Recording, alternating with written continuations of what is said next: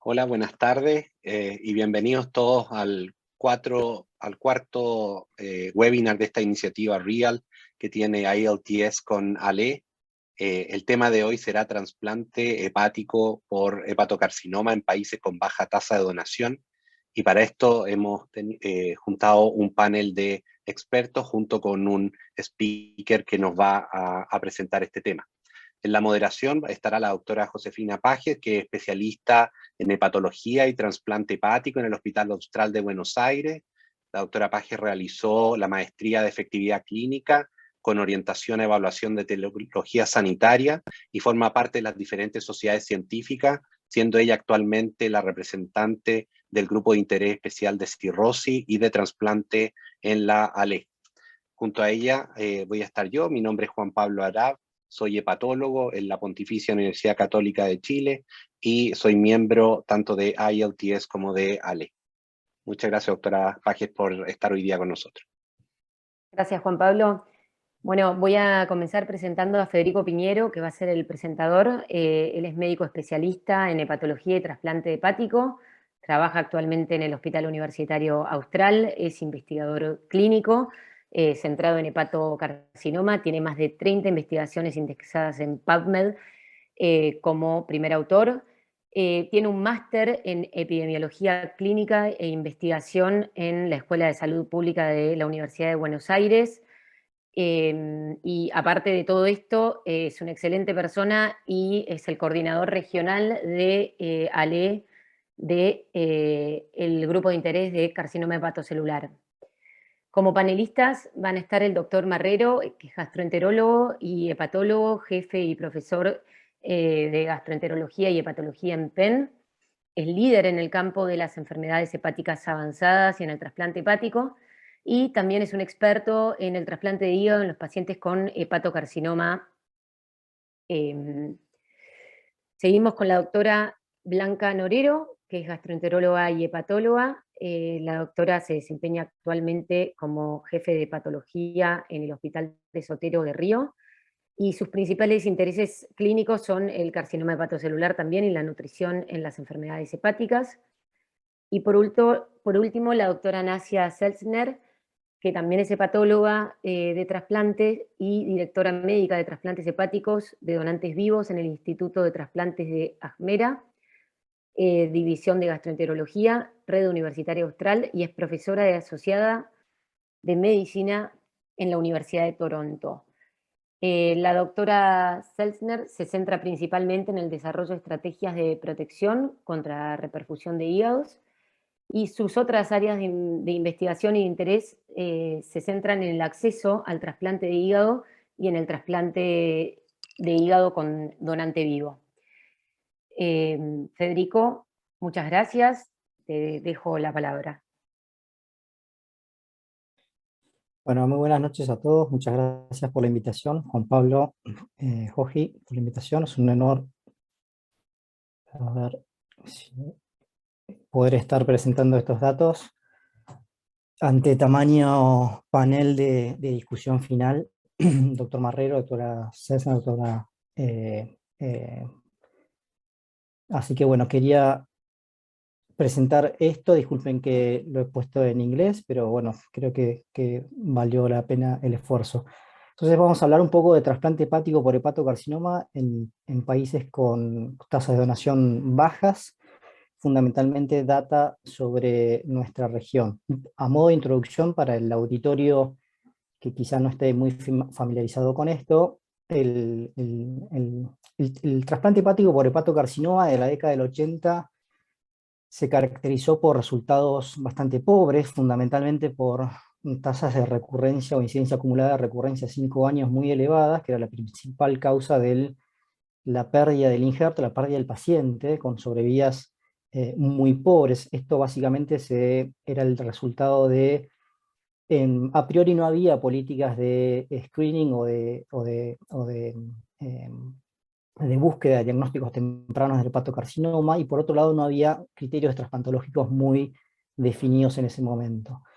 Estudios iniciales en la década del 90 o en principios de la década del 90, Iwatsuki y Wismut en Francia, empiezan a analizar hallazgos incidentales del explante de algunos pacientes con determinadas características en cuanto al límite de número y diámetro tumoral, que tenían muy buen pronóstico a 5 años post-trasplante, en cuanto a recurrencia y sobrevida global. En el año 96, Vincenzo Mazzaferro es así que expone o publica en ese momento en New England Journal of Medicine, como hallazgo incidental de análisis del explante, ciertos criterios que vamos a revisar más adelante, los famosos criterios de Milán, y que han revolucionado en sí todo un hito en la historia de la trasplantología por hepatocarcinoma, con excelente sobrevida a 5 años y baja recurrencia del hepatocarcinoma post-trasplante. Tal es así, se los considera como un hito, como criterios gold estándar. Posteriormente hubo otros autores como Yao, entre otros, que propusieron criterios extendidos y también criterios de downstaging, es decir, tratamiento tumoral en aquellos que exceden los criterios de Milán, a llevarlos a criterios dentro de Milán luego de tratamientos locorregionales. Y hoy por hoy la idea es un poco ir hacia modelos compuestos. ¿Qué significan modelos compuestos o modelos de optimización? Básicamente intentar refinar el lápiz, el criterio de elegibilidad, tanto en pacientes con criterio de Milán y con pacientes fuera de Milán, pero utilizando no solo número y diámetro, sino también biomarcadores. Ahora, claramente la recurrencia del hepatocarcinoma es un estadio dramático en la historia natural de este tumor. Es considerado una enfermedad metastásica con pobre sobrevida a largo plazo, básicamente con una mediana de supervivencia inicialmente reportada que no superaba los 6 meses y una sobrevida a 3 años menos del 5%. Hoy por hoy, a pesar del avance en terapias sistémicas y otras terapias locorregionales, sigue habiendo una ausencia de terapias curativas para la recurrencia post-trasplante y sigue siendo la primera causa de muerte en estos pacientes. Y por otro lado, entonces, tenemos que definir un poco qué son modelos predictivos que predicen o desarrollan el evento o categorizan el riesgo de recurrencia, y por otro lado, habiendo tenido el diagnóstico de recurrencia post-trasplante, ver cuál es el pronóstico o modelos pronósticos post-recurrencia o sobrevida post-recurrencia. El primer paso entonces es estratificar el riesgo de recurrencia. ¿Cuáles son las variables pronósticas o predictivas independientes que se han ido asociando en distintas publicaciones a lo largo del tiempo? Y básicamente cómo es el tamaño y el límite tumoral en cuanto a número y diámetro, sea criterios trasplantológicos, sea criterios de downstaging, el comportamiento biológico a lo largo o en la observación del tiempo del periodo en lista, no solo el tiempo, sino cómo se comporta, si hay progresión radiológica tumoral, definida por distintos criterios radiológicos, el uso de biomarcadores, como les comenté anteriormente, y la reevaluación de este riesgo de recurrencia con los análisis o con el hallazgo de la histología en la anatomía patológica del explante. Pero por otro lado también nos tenemos que definir cuando analizamos estos eventos post-trasplante cuál es el evento primario que debemos analizar y qué modelo o qué modelar o qué predecir en función de este evento primario. Está claro que variables asociadas de manera independiente son relevantes a la hora de incorporar modelos pronósticos, sea de sobrevida global, sobrevida desde el trasplante, o en eventos relacionados a la historia natural del hepatocarcinoma. Fíjense cómo la sobrevida global, claramente la edad, las comorbilidades, la enfermedad hepática, el MEL sodio, probablemente impacten en la sobrevida desde el enrolamiento en lista, no tanto a la sobrevida post-trasplante, quizá la edad sí, pero en relación a los eventos de progresión tumoral en lista de espera o recurrencia post-trasplante, que son 2 eventos u objetivos a evaluar y analizar, probablemente el límite tumoral, el comportamiento biológico y los biomarcadores sean importantes. Y es importante saber que estos 2 eventos tumorales en la historia natural claramente van a impactar en la sobrevida global, y es por esto que los debemos analizar mediante análisis multivariable de riesgo competitivo, es decir, la muerte que antecede o evita observar el desarrollo de progresión tumoral o de recurrencia post-trasplante debe ser considerada a la hora de evaluar modelos pronósticos. Entonces la primera pregunta para avanzar con esta breve introducción es: ¿cuál es el mejor criterio de selección para trasplante hepático en nuestra región? Evaluando el riesgo de recurrencia post-trasplante, que a mi modo de ver, si bien el objetivo inicial es la sobrevida post-trasplante, la recurrencia hoy por hoy es la primera causa de muerte en esta población. Los criterios de Milán, entonces, todos los conocemos. Fue inicialmente diseñado o descrito en New England Journal of Medicine en una cohorte retrospectiva basada en análisis del explante y globalmente rápidamente aceptados a partir de la década del 90, así como los criterios estándar de selección de tratamiento. Yao y colaboradores propusieron expandir un poquitito este criterio rígido de criterio de Milán a los criterios de la Universidad de California, San Francisco, pero básicamente es un modelo de expansión, ya que no refina o no optimiza la trasplantabilidad en pacientes dentro de Milán. Fue validado de manera externa en imágenes y también en otras cortes de validación. Finalmente, en estos últimos años, ya en los últimos 10 años les diría, los modelos compuestos, primero el publicarse fue el modelo de selección francés o el modelo de AFP, hubo otros que antecedieron a este modelo, pero quizá este fue uno más robusto en su diseño y validación.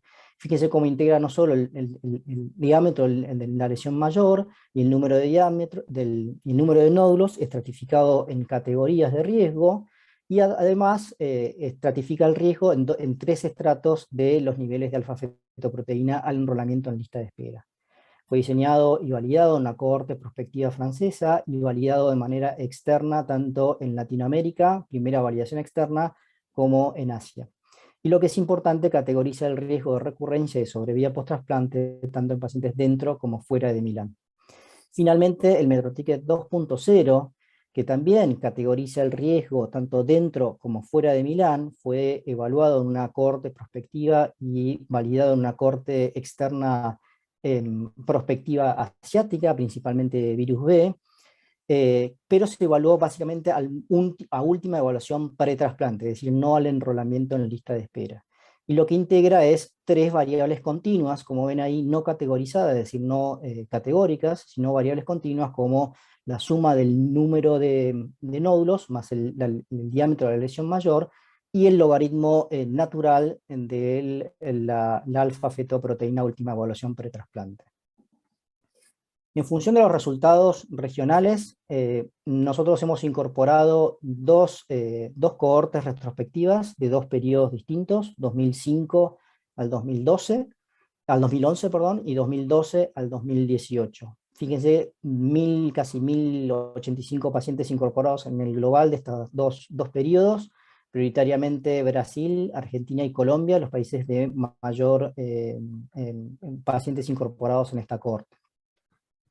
Si uno compara un poco por periodos, en estos 2 periodos, en la cohorte 1 y en la cohorte 2, fíjense que hubieron algunas pequeñas diferencias en cuanto a la mediana de tiempo de espera, si hubo más, se prolongó la mediana de tiempo de lista de espera, a resaltar que prácticamente fueron los mismos centros de trasplante que participaron en las 2 cohortes.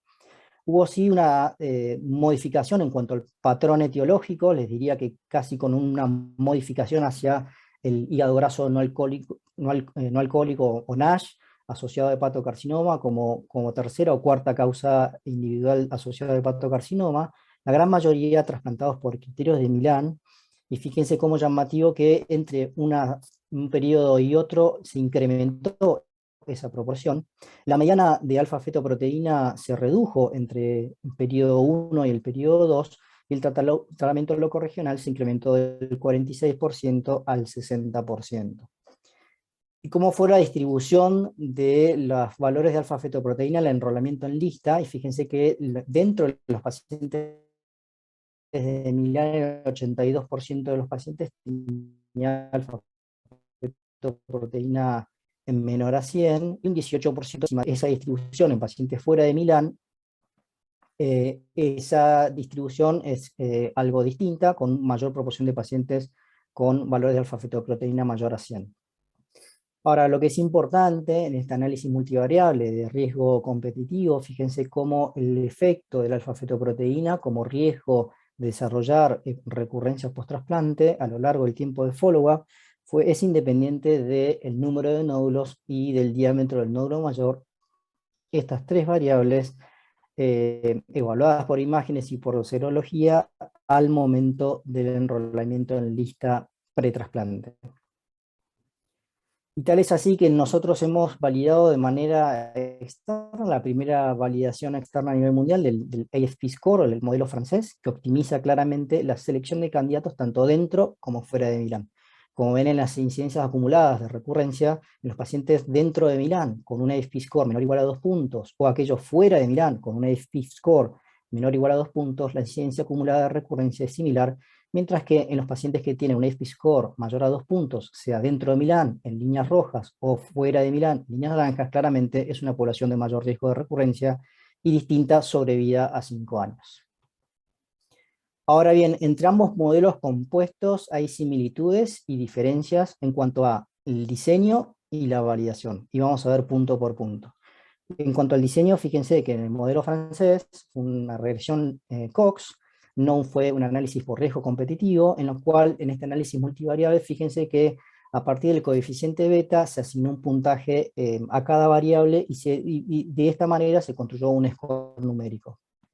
Pero fíjense que las 3 variables incorporadas en el modelo multivariable fueron variables categóricas, que cada una de dichas variables incorporaba categorías de riesgo o estratos de cada variable numérica. Por otro lado, el MetroTicket 2.0, fíjense que en realidad incorpora 2 variables numéricas continuas, no variables categóricas o binarias. Tanto el logaritmo natural en base 10 de la alfa-fetoproteína como variable continua, y también otra variable continua de la suma del número y del diámetro de tumores vitales.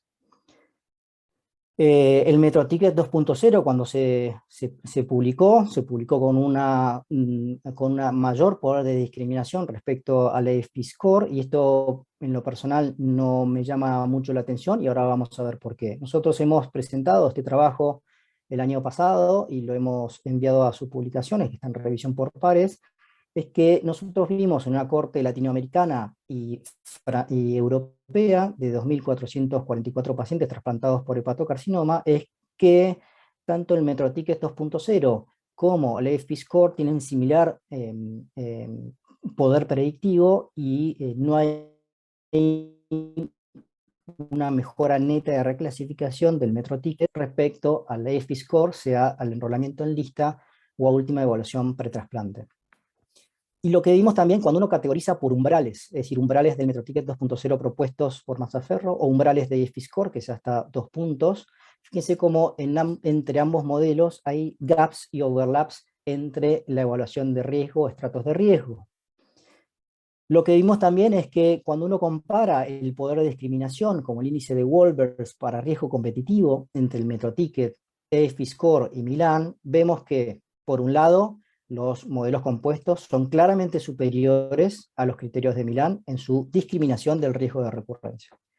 Cuando comparamos ambos modelos compuestos, no sorprende que el MetroTicket 2.0 sea superior al AFP Score, pero esto no se vio cuando uno, si bien los dos modelos fueron superiores, como modelos binarios o por cutoff o por modelos umbrales, fueron superiores a los criterios de Milán, no hubo diferencias en cuanto al poder de discriminación entre el AFP Score en su cutoff de 2 puntos y cada umbral cutoff de selección del MetroTicket 2.0. Además, tampoco vimos ninguna mejora significativa en la reclasificación de riesgo o el índice neto de reclasificación entre el MetroTicket y el AFP Score. Por lo tanto, tenemos que tener una serie de cuestiones matemáticas para entender qué significa poder de discriminación. Hay otros modelos, no voy a mostrar todos los modelos, pero hay otro modelo como el HALT HCC Score, que en realidad fíjense que también está propuesto como un modelo de selección, pero un modelo continuo que integra la expansión o límite tumoral como score, que en realidad es un cálculo de la hipotenusa entre la lesión, el número de lesiones y el tamaño de la lesión mayor, definida por el teorema de Pitágoras, multiplicado por un factor de corrección, que es el coeficiente beta, el 1.27, más otro coeficiente beta, multiplicando el logaritmo natural de alfa-fetoproteína, y otro coeficiente beta para el MEL sodio. Es interesante este score porque en realidad es un modelo continuo y que además integra la función hepatocelular. Pero fíjense lo que proponen estos autores, si bien proponen que este poder de discriminación es superior a otros modelos como modelos no compuestos, es decir, modelos numéricos como el Lab27, modelo numérico Milán, con un poder de discriminación cercano a 0,8, pero fíjense que en su discusión claramente ellos proponen que matemáticamente los modelos que integran variables numéricas es esperable que tengan mayor poder de discriminación. Otros modelos propuestos y a resaltar es el Tokio y Kioto y el approach de 3 biomarcadores, que esto es interesante, se ha explorado en Asia, utilizar alfa-fetoproteína LP3 o dex-gamma-carboxiprotrombina. Sin embargo, cabe resaltar que en los pacientes que tienen expresión de alfa-fetoproteína mayor de 500 nanogramos por mililitro, el poder de predicción y discriminación se pierde con la utilidad de alfa-fetoproteína LP3, dex-gamma-carboxiprotrombina. Por lo tanto, podrían ser útiles en pacientes con alfa-fetoproteína menor a 200 para hiperseleccionar o optimizar los candidatos a trasplante. Dicho esto, entonces pasamos al segundo punto. Podemos incorporar protocolos de downstaging en Latinoamérica. Todos conocemos esta publicación, este trial de fase 2, publicado hace un año atrás por Vincenzo Mazzaferro, en donde puso un poco de bandera resaltando que los pacientes que van a downstaging versus aquellos que no van a trasplante y downstaging tienen claramente un beneficio en la sobrevida global. El problema y la pregunta es ¿hasta qué límite en cuanto a diámetro y lesiones? UCSF, todos, all comers, utilizar biomarcadores u otros criterios en cuanto a criterios compuestos, como el consenso publicado por Quirino Lai. Esta es la experiencia americana que se publicó en el año 2020 en 2 papers distintos, pero básicamente en donde Neil Meza pone claramente que los all-comers, es decir, aquellos que no tienen límites, no son candidatos ideales a trasplante, a intentar hacer downstaging hacia criterios de Milán, con una incidencia acumulada de recurrencia claramente superior respecto a los pacientes que tienen criterio de Milán. Pero lo que sorprende en esta corte nacional americana es que los pacientes que habían sido incorporados con el criterio de UCSF downstaging también tenían una incidencia acumulada a 3 años, en este caso, algo superior respecto a los pacientes dentro de Milán. Y tal es así que ellos vieron en su subanálisis que aquellos pacientes dentro de UCSF downstaging, aquellos que tenían alfa-fetoproteína menor a 100, claramente tenían una incidencia menor de recurrencia post-trasplante. Nosotros esto también lo vimos en el consorcio latinoamericano europeo y fuimos quizá un poquito más exigentes en el nivel de alfa-fetoproteína al enrolamiento en lista y vimos que aquellos pacientes incorporados con intención de downstaging mediante el protocolo UCSF, cabe recordar que son pacientes que cumplen cierto criterio en cuanto a número y diámetro y que no tienen alfa-fetoproteína mayor a 1000 nanogramos por mililitro, pero en este caso aquellos pacientes que cumplían los criterios UCSF que tenían una alfa-fetoproteína al enrolamiento en lista menor a 20 nanogramos por mililitro, claramente tenían una menor recurrencia acumulada y una mejor sobrevida post-trasplante, reafirmando un poco el concepto que downstaging sí, y sí debemos también el biomarcador para criterio de elegibilidad.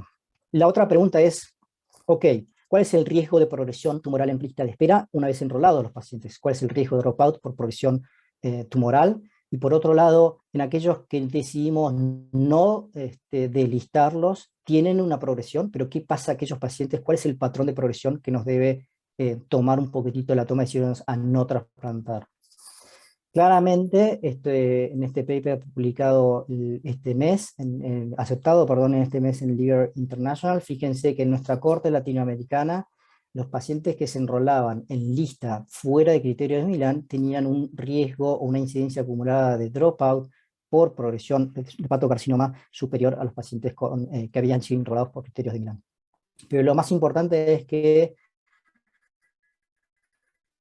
en los pacientes con un EFI score al enrolamiento en lista mayor de hepatocarcinoma, sobre todo en los pacientes dentro de Milán. Es decir, el EFI score también permitió discriminar el riesgo en la población dentro de Milán.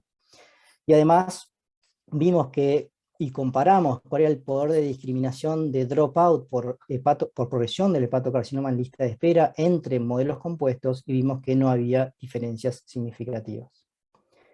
Y por otro lado también intentamos ver cuáles eran cambios en el riesgo de progresión tumoral y dropout por progresión tumoral en lista en función de un modelo que incluya características al enrolamiento en lista, ajustado por el tiempo en lista de espera, como ven acá. claramente a mayor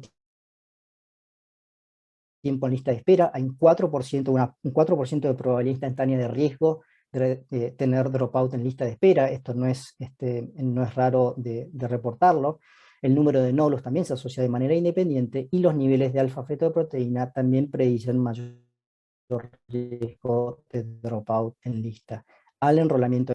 Pero también vimos cuál era un modelo de cambios dinámicos entre enrolamiento en lista y durante todo el periodo de seguimiento en lista de la última evaluación pretrasplante. Y vimos que la definición de progresión radiológica, luego de la primera reevaluación en lista de espera, si el evento tenía progresión radiológica mediante criterios RECIST 1.1, claramente es asociada a un desarrollo de dropout por progresión tumoral.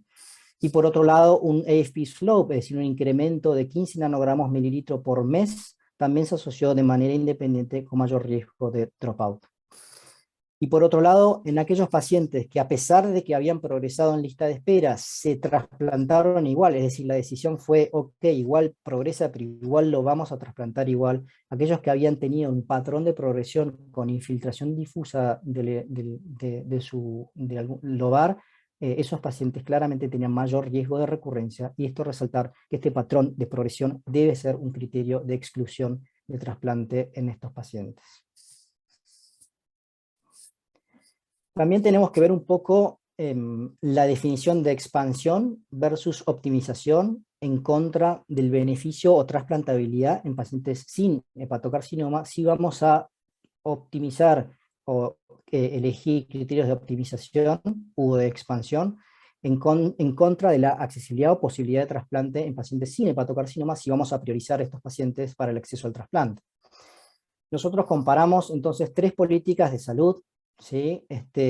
Evaluando primero los outcomes de 3 políticas de salud aplicados en las 2 cortes latinoamericanas, y mediante un árbol de decisiones, mediante el uso de 3H, modelamos la expansión numérica en cuanto al número de pacientes que se hubieran expandido desde el 2009 al 2019 en la Argentina.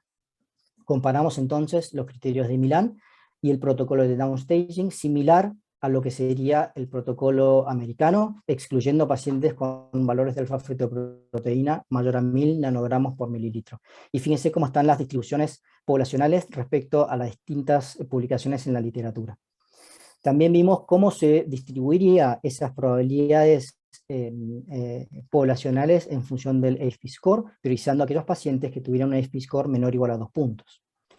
Y propusimos un criterio un poco más estricto, un poco de no expansión, sino de optimización, utilizando y combinando los criterios de Milán, pero también el AFP score, tal es así que en pacientes dentro de Milán, pero con un AFP score menor o igual a 2 puntos, sea el criterio de selección y de priorización para trasplante hepático, al momento de enrolamiento en lista y luego del efecto del tratamiento locorregional, permitiendo rescatar a aquellos pacientes fuera de Milán, pero dentro del AFP score o menor o igual a 2 puntos.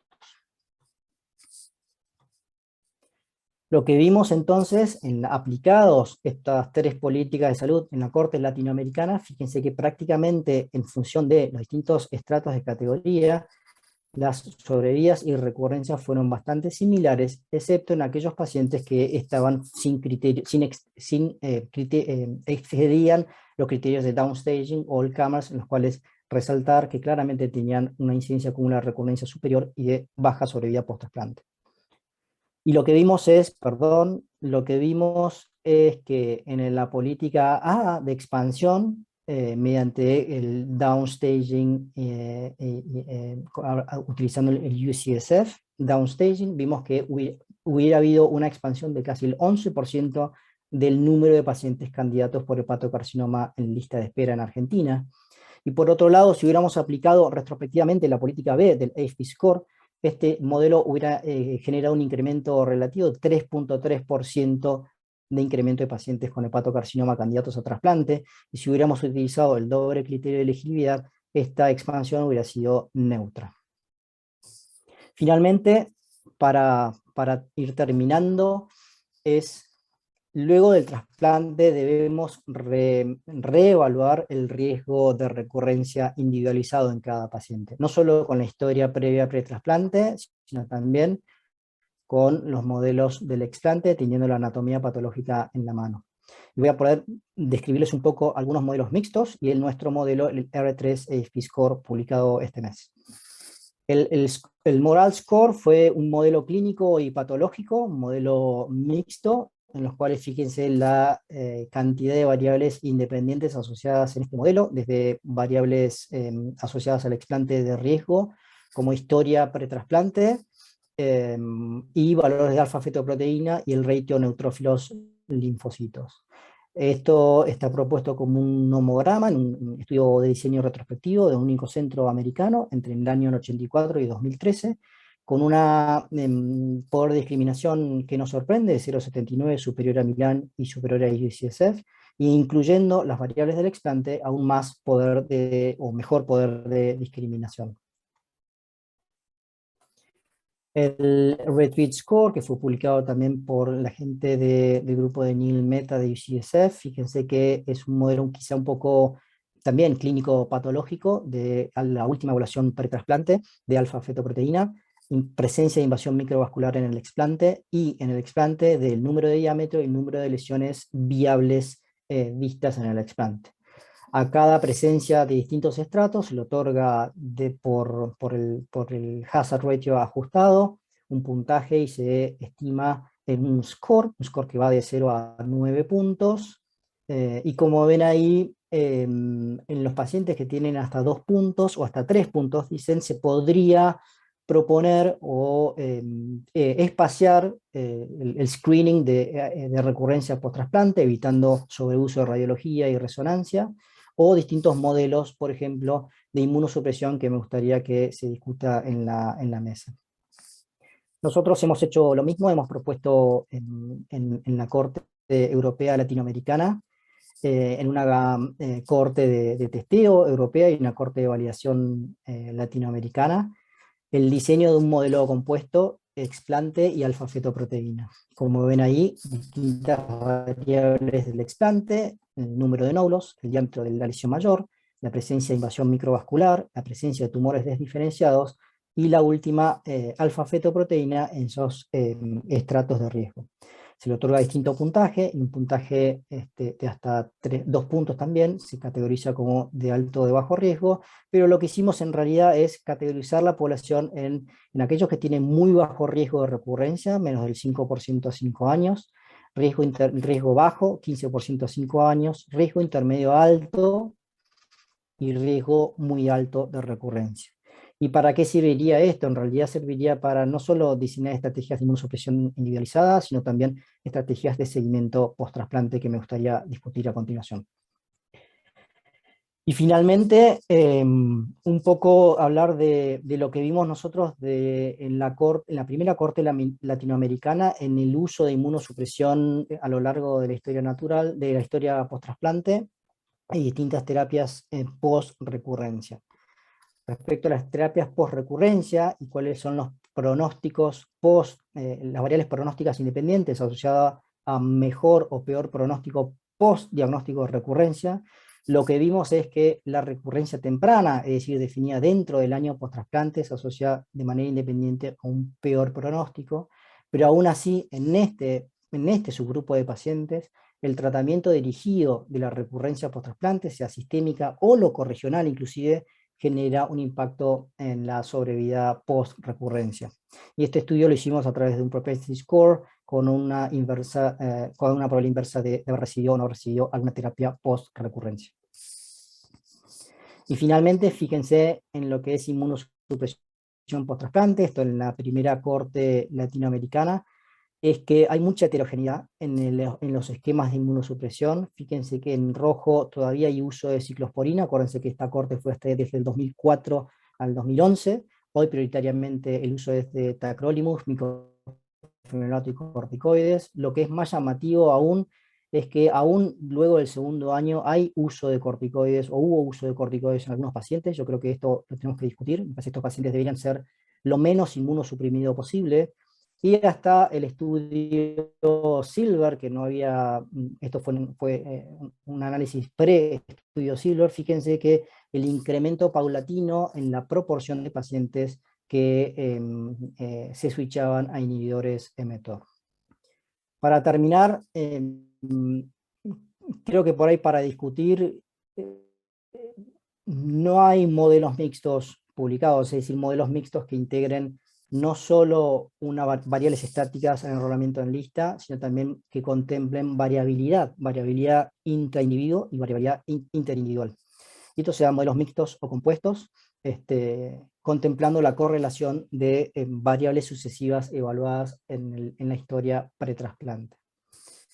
Entonces, para un poco dejar abiertas conclusiones y debates para el panel, mi propuesta es la siguiente: los criterios de Milán son restrictivos, hay mejor discriminación y poder de discriminación del riesgo o estrato de recurrencia con los modelos compuestos. Claramente, si definimos downstaging, tiene que haber un límite en cuanto a número y diámetro. Creemos que UCSF es el mejor. All comers no debería ser una buena decisión clínica, pero mucho mejor UCSF incorporando valores de alfa-fetoproteína. Por otro lado, el tercer punto, la alfa-fetoproteína agrega un modelo pronóstico en el riesgo de dropout por progresión tumoral en lista de espera, y resaltar que el patrón radiológico, no solo en la definición de progresión, sea por RECIST o RECIST modificado, es lo que importa a la hora de definir exclusión de lista. Los modelos compuestos, como vimos, no expanden necesariamente la lista, sino que optimizan los criterios de selección de candidatos a trasplante, y el pool de candidatos a trasplante en lista por hepatocarcinoma probablemente se incremente, pero no necesariamente significativo. Y por último, debemos reevaluar el riesgo de recurrencia con las variables del explante. Hay scores clínico-patológicos, como les mostré, pero básicamente estos se proponen para modelos de screening dirigidos o individualizados en función del riesgo, inmunosupresión a la carta y estratificación de futuros estudios aleatorizados controlados de terapias de adyuvancia. Muchas gracias. Bueno, muchas gracias, Fede. La verdad, muy completa y muy concreta la presentación. Siempre es un placer escucharte hablar de esto. En realidad, yo quería abrir una pregunta a todos los panelistas. Puntualmente la voy a invitar a la doctora Selzner a contestarme. Pero ¿con qué estrategia? Vos recién hablabas de la mediana de tiempo de espera en lista de trasplante de 6 meses en la segunda cohorte y que había aumentado con respecto a la primera cohorte. Entonces, ¿con qué estrategias podemos contar para aumentar el pool de donantes? ¿Qué espacio tiene el donante vivo relacionado, el no relacionado? ¿A quién deberíamos ofrecerles esta opción?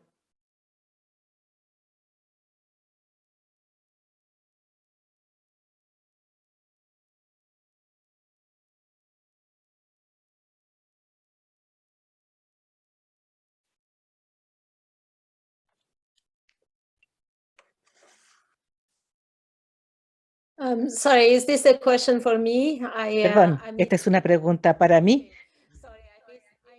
Bueno, no escuché la primera parte.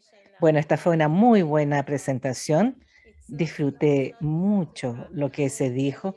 No es fácil resumir recurrencia, predictores de carcinoma hepatocelular en un lapso tan breve. La presentación fue muy buena. En Toronto, en cuanto a los pacientes con carcinoma hepatocelular, hay unas cuantas cosas. Nosotros usamos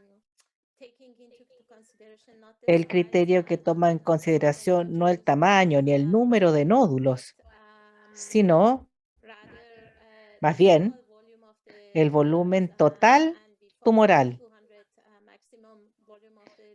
un volumen máximo de 200.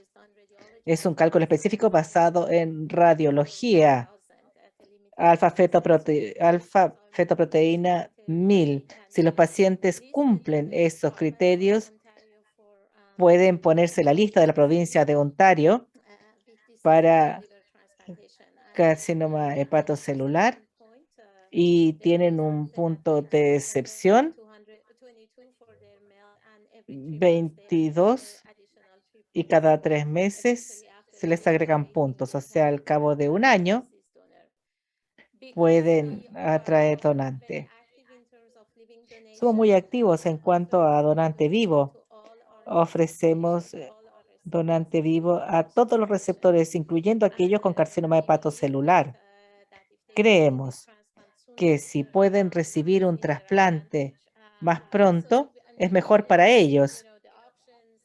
Les damos la opción de diversos tipos de acceso a donante vivo, ya sea un pariente o donante anónimo, no importa. Lo que importa es que puedan recibir la donación en vivo lo antes posible. Ahora, no se toman en consideración el volumen tumoral, la AFP, pero va más allá de tamaño o número. Lo importante es que la biopsia tumoral muestre que el tumor no está mal diferenciado y que no haya invasión fuera del hígado, en los vasos sanguíneos, o sea, que no haya una invasión. Y se puede hacer un downstaging, pero solo para donación en vivo. Eso es más o menos lo que hacemos en Toronto. Nosotros publicamos exhaustivamente nuestros resultados, los criterios extendidos, y también tenemos un estudio de donante vivo y donante no vivo y no hubo una gran diferencia. Ojalá que eso haya respondido su pregunta. Gracias, doctora Salcedo. Ahora, yo tengo una pregunta para la doctora Norero, es más bien su opinión respecto a qué estrategia o qué criterios de selección deberíamos ocupar, sobre todo considerando que usted trabaja en un país que probablemente tiene una tasa de donación mucho más baja que lo que tiene Argentina o Uruguay. ¿Deberíamos adoptar estos nuevos criterios, ser más estrictos, ser más laxos? Gracias, Juan Pablo, y gracias, Federico, por tu excelente presentación y por la invitación de estar hoy día acá. Como bien dice Juan Pablo, en Chile tenemos una tasa de donación bajísima. Tenemos años en que incluso la mortalidad en lista de espera en globo para pacientes enlistados por HCC o por cirrosis bordea el 40%, lo cual es altísima. En Chile, quizás Juan Pablo me puede corregir, pero si mal no recuerdo, hasta el 2016 ocupábamos criterios bastante estrictos solamente dentro de Milán, y mientras estábamos obviamente ocupando esos criterios sumado a una espera en lista que en general un paciente puede bordear un año cuando se listan por indicación de hepatocarcinoma, probablemente esa espera en lista era clave porque los pacientes con una biología agresiva salían en forma natural. Observábamos que la recurrencia post-trasplante en HCC para algo en nuestra realidad hasta esa fecha era rarísimo. Y por otro lado, probablemente estábamos dejando fuera muchos pacientes que tienen buen pronóstico trasplantándose fuera de Milán, así que el 2016 se revisaron las normas locales y desde esa fecha tenemos la opción de incluir pacientes como downstaging según los criterios de Yao, lo cual me parece bien, pero nuevamente esos pacientes también, después de cumplir criterio downstaging, tienen que esperar la larga lista de espera, y ahí también hay muchos pacientes que van siendo excluidos de la lista por la mala biología que se muestra en la lista de espera. En Chile, de nuevo, con la alta lista de espera y la mortalidad en la lista, es difícil plantearse nuestra realidad, expandir aún más los criterios. Yo creo que estuvo bien lo que se hizo el 2016 de incluir criterios de downstaging, pero es un trabajo que es difícil equilibrar considerando todos los otros pacientes sin HCC que fallecen en la lista de espera. Yo creo que lo que es clave es hacer un trabajo riguroso de estar revisando en forma regular nuestros propios resultados, saber exactamente cuál es nuestra recurrencia en lista de espera del post-trasplante de HCC, y no solo eso, sino que cuál es el pronóstico de vida de esos pacientes, porque una cosa es que recurran y otra es conocer exactamente cuál es la sobrevida de esos pacientes, y en base a esos resultados decir cuándo podemos estar en condiciones de expandir nuestros criterios. pero con la limitación de órganos que tenemos en nuestra realidad, yo creo que se hace difícil plantear dar un paso más allá de lo que ya hicimos en el 2016.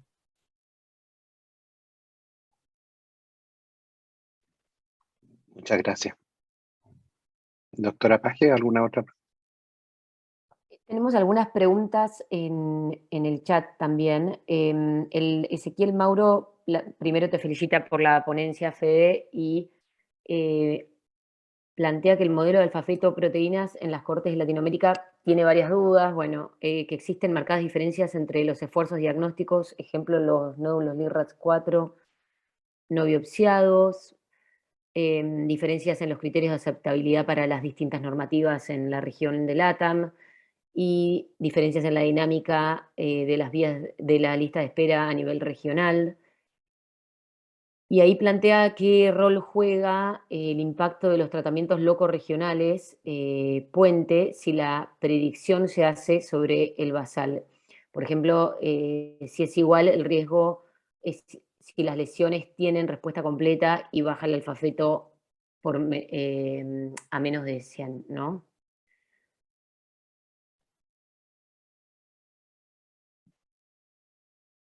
¿Respondo yo o es un comentario Sí. para el panel?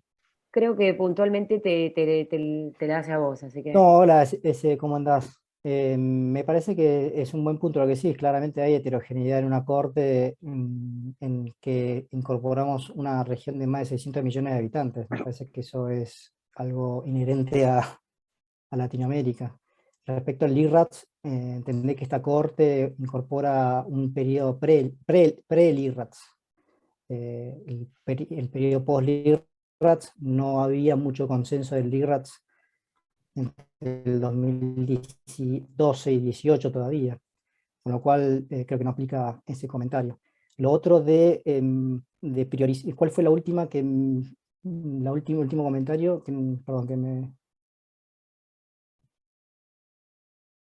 Perdón, ¿qué rol juega el impacto de los tratamientos locorregionales puentes si la predicción se hace sobre el basal? Sí, los modelos pronósticos que nosotros evaluamos no solo fueron al enrolamiento en lista de espera, sino durante a lo largo del el tiempo en lista de espera y a última evaluación pretrasplante, radiológica o serológica, los modelos ajustados por el efecto del tratamiento locorregional.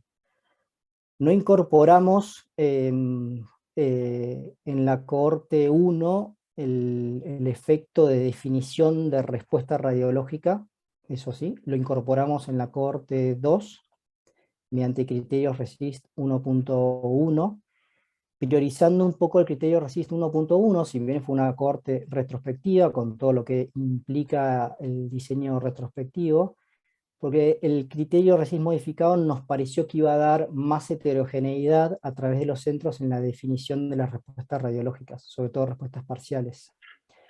El tema es que, claramente, la respuesta completa por RECIST 1.1 es difícil de evaluar, casi una utopía que desaparezca una lesión por RECIST 1.1. Por lo tanto, sí, tuvimos estos inconvenientes, incorporamos el efecto de respuesta objetivable o Objective Response Rate como medida de respuesta global, sea respuesta parcial o respuesta completa, que fue muy, muy baja, ¿no?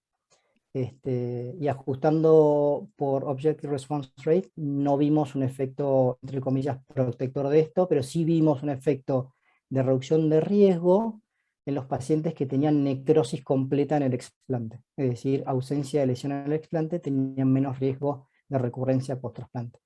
Quería, perdón, me animo a responder a Blanca. Blanca, creo que esta discusión la tuvimos en Argentina. Este temor de expandir es expandir, y en realidad los modelos compuestos no expanden. Los modelos compuestos, utilizando biomarcadores, en realidad optimizan, porque optimizan la criteria de selección tanto dentro de pacientes dentro de Milán como fuera de Milán.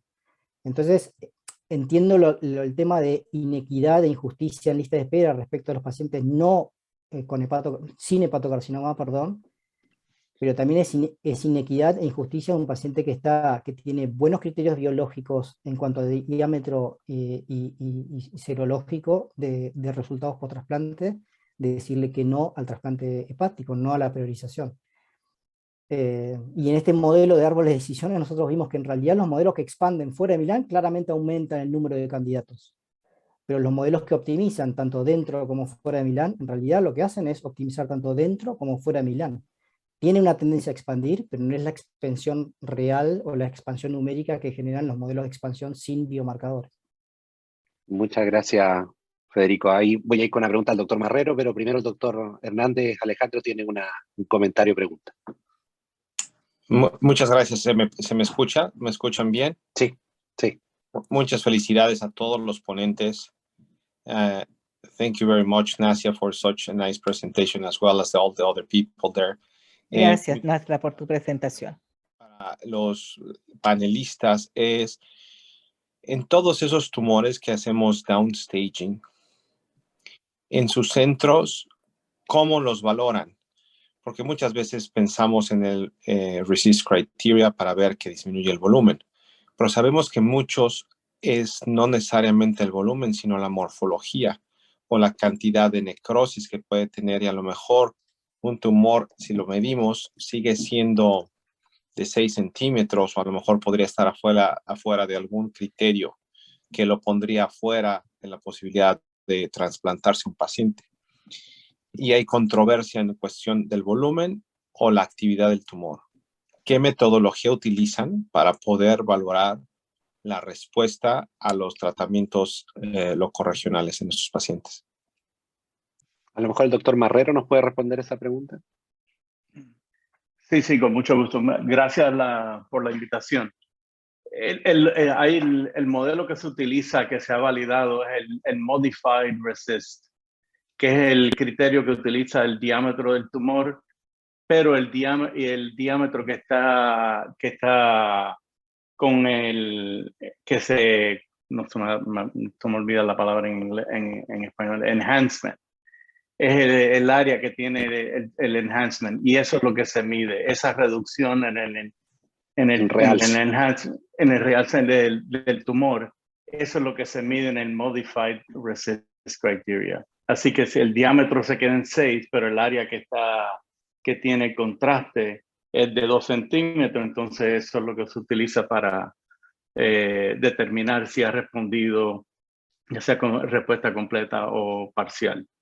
Y esa reducción en el tamaño que se ve con el contraste en el tumor, ese diámetro es el que se utiliza para determinar si hay downstage que excede Milán el criterio de Milán. Así que eso es lo que se utiliza en UNOS y en otros estudios. Ya aprovecho yo de colgarme un poco con el comentario que teníamos previamente respecto a las terapias locorregionales, y me gustaría ahí preguntarle al doctor Marrero cuál es su visión respecto a en países con baja tasa de donación. Tenemos estos pacientes que están fuera de Milán, pero con terapias locorregionales podemos hacer terapia puente para que lleguen a trasplante. Sin embargo, eso significa de alguna manera también aumentar la lista de espera. ¿Cuál es su visión respecto al rol que puede tener estos países con baja tasa de donación las terapias locorregionales? Creo que ese es un impacto bastante grande para aumentar la cantidad de pacientes que se trasplantan por cáncer hepatocelular. Nosotros hicimos un análisis de decisión, y que fue lo que utilizó UNOS en Estados Unidos para determinar la asignación a trasplante. Y expandir el criterio sobre Milán en realidad depende del mediano de los que no tienen cáncer hepatocelular. Por ejemplo, si una región o país tiene un MELD a trasplante para los que no tienen cáncer alto, en realidad expandir el criterio de trasplante aumenta la tasa de mortalidad en los que no tienen cáncer. Así que ese es básicamente lo que encontramos y lo que UNOS utiliza para expandir o no. Así que en los países locales van a tener que averiguar qué es lo que está pasando con el MEL trasplante mediano de los que no tienen cáncer. Eso para mí es la determinación más importante. ¿Podría hacer un comentario en esta área, Juan Pablo? Sí, claro. Yo creo que hay algo aquí importante también, que es el uso de donación viva, de donadores vivos. Y yo creo que el uso de terapias locorregionales ayuda muchísimo a poder seleccionar a los pacientes, porque vamos a poder ver la biología molecular de lo que se ha estado viendo y poder seleccionar a aquellos pacientes que van a tener una mejor respuesta y van a tener mejor resultado oncológico a futuro para esos pacientes. Desde luego que si estos pacientes van a terapias locorregionales, ya sea Itrio 90 o TACE o ablaciones o SBRT, lo que se fuera a hacer en estos tumores, y vemos que el paciente lleva varios meses, más de 6 meses o mucho más de eso, respondiendo, sabemos que si se trasplanta van a ser los pacientes que van a tener mejor resultado. Por lo tanto, el poder utilizar en algunos países donador vivo, yo creo que en los países de Latinoamérica sería algo muy fructífero poder hacer y poderlo esparcir.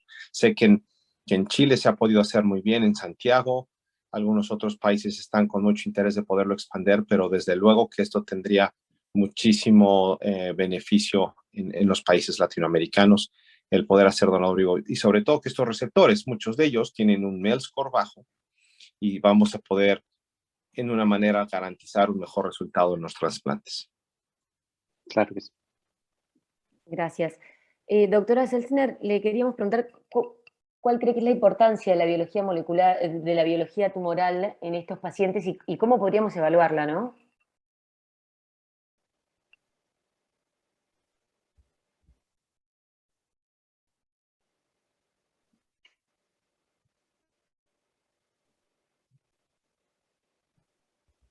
So, Nasia, this question is for you about the tumor biology, how important it is and how you can assess it.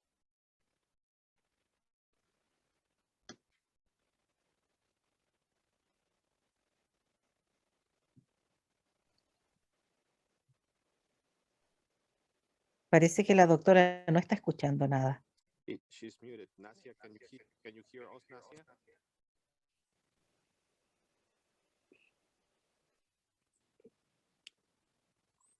Si te parece, Juan Pablo, seguimos con la otra o hasta que la doctora Selzner nos escuche. Sí, podemos hacer la siguiente pregunta, que es respecto a las estrategias de inmunosupresión, y aquí me gustaría que muy brevemente la doctora Norero y el doctor Marrero me pudieran ambos dar su opinión respecto a si es que utilizan ustedes alguna estrategia en particular con los pacientes que tienen hepatocarcinoma respecto a los pacientes que no tienen hepatocarcinoma. Siempre se ha hablado de los mTOR o algo que ustedes crean que tienen algún rol respecto al manejo con la inmunosupresión.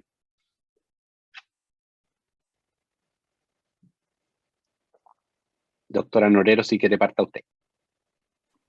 Bueno, como les decía, por en Chile hasta hace muy poquito se incorporaron criterios de downstaging.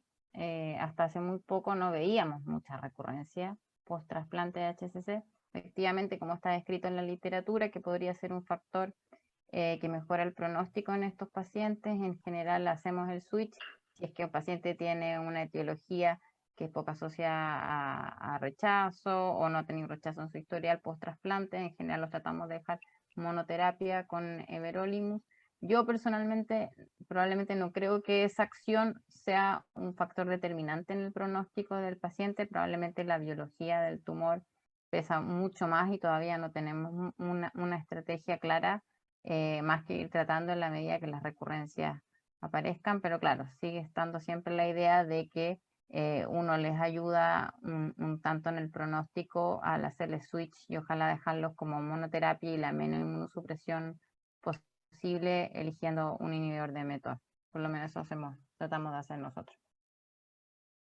Doctor Marrero. Sí, nosotros tratamos de minimizar la inmunosupresión bastante agresivamente en los primeros, del primer tercer mes en adelante. En torno a los mTOR, inhibidores de mTOR, en realidad han habido estudios randomizados después de trasplantes y los mTOR en realidad no tienen mucha actividad antineoplástica en cáncer hepatocelular. Así que la gente lo utiliza, pero no hay mucha evidencia de que funcione para eliminar la recurrencia. Así que aquí es que viene la inmunoterapia, puede ser, por lo menos, no hay manera de prevenir, pero a lo mejor la inmunoterapia para tratar la recurrencia puede ser una buena alternativa en el futuro.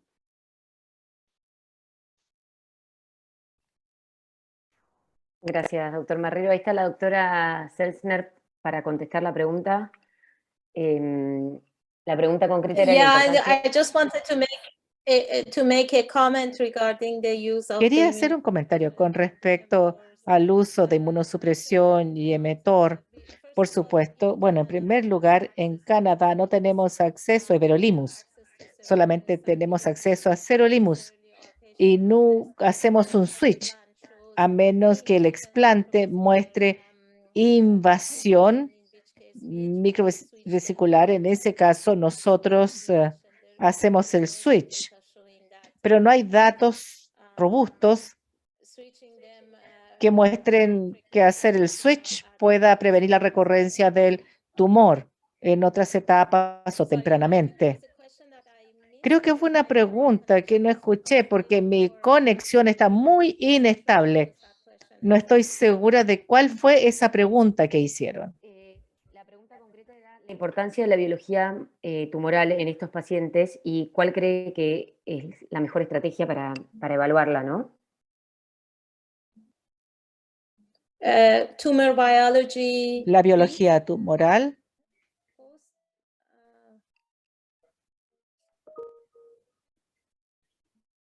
Sí, la biología tumoral antes del trasplante. La biología tumoral. Candidato a trasplante en lista de espera. ¿Cómo evaluarla y qué rol tiene? Well, I mean, that's a very good question. I don't. Es una muy buena pregunta, pero no tengo una muy buena respuesta. Por cierto,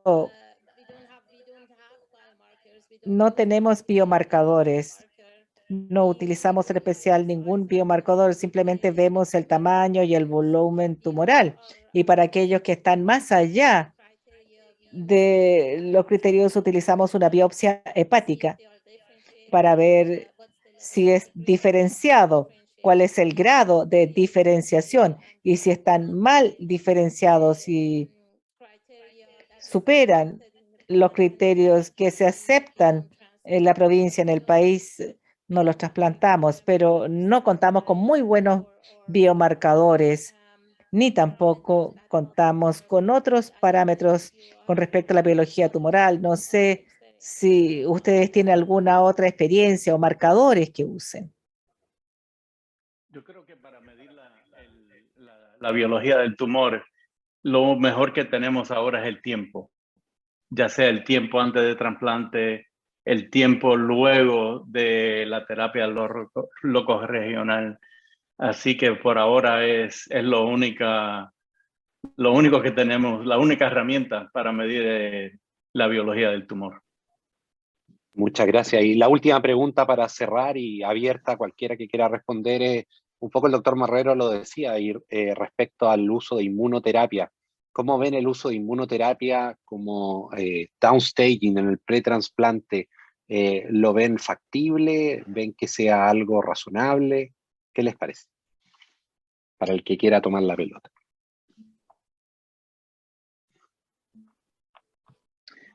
Para mí depende de los estudios que van a venir de la combinación de quimioembolización más inmunoterapia. Si esa combinación aumenta el grado de respuesta, por ejemplo, con TACE u otra manera de ablación, si esos estudios que van a venir ya en los próximos meses, los resultados, ahí yo creo que va a cambiar de forma positiva, pero hasta que vengan este estudios de combinación, no vamos a saber.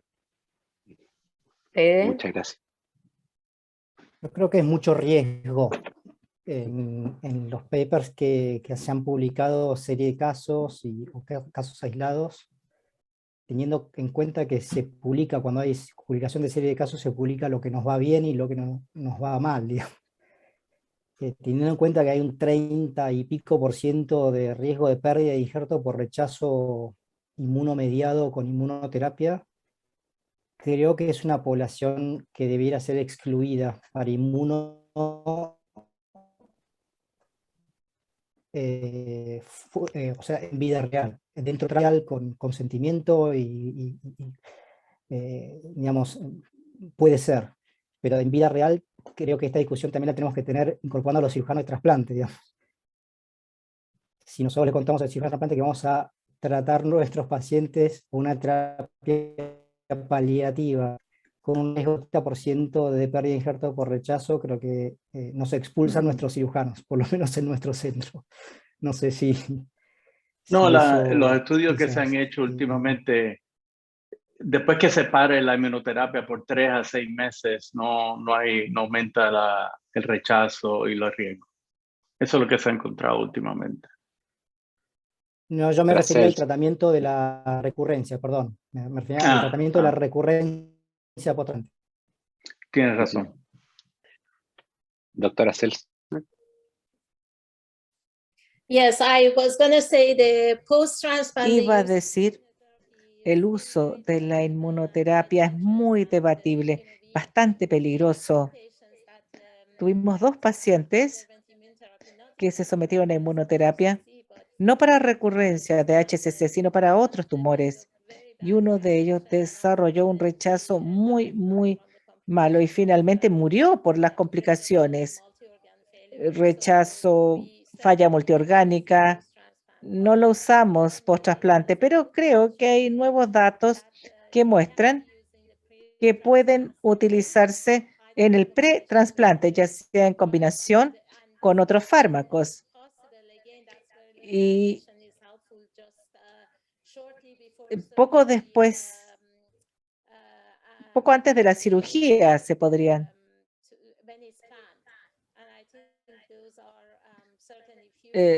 Yo creo que puede ser un tratamiento a futuro para considerar. Sí, yo estoy de acuerdo que es clave, es un mundo totalmente distinto la inmunoterapia en el pre que en el post-trasplante cuando hablamos de HCC. Probablemente en el pre-trasplante vamos a seguir encontrando más reportes de casos, puede haber efectivamente igual un sesgo de publicación, como dice Federico, pero yo creo que ahí es clave el tiempo que entre que se detiene la inmunoterapia hasta que el paciente recibe el trasplante y con eso uno lograría disminuir probablemente más del 90% el riesgo de que haya un rechazo en el post-trasplante. Y en la medida que los pacientes tengan más acceso a estos tipos de terapia combinada, en que se mezclen cosas locorregionales, inmunoterapia, va a ser algo que vamos a ver en el futuro. Es todavía difícil incorporarlo dentro de las normas, porque probablemente eso requiere más tiempo, más evidencia, pero es algo que vamos a seguir viendo. Bueno, muchas gracias. Vamos a ir cerrando. Agradecerle a todos los panelistas, la doctora Norero, la doctora Seltzner, el doctor Marrero, muchas gracias por su participación. Federico, excelente la presentación, siempre es un placer escucharlos hablar. Y a todos los participantes por habernos acompañado en el día de hoy. Muchas gracias, que tengan buenas noches. Thank you. Buenas noches. Muchas Saludos. gracias. Good night. Gracias a todos. Thank you, Nasia. Bye. Thank you. Bye-bye.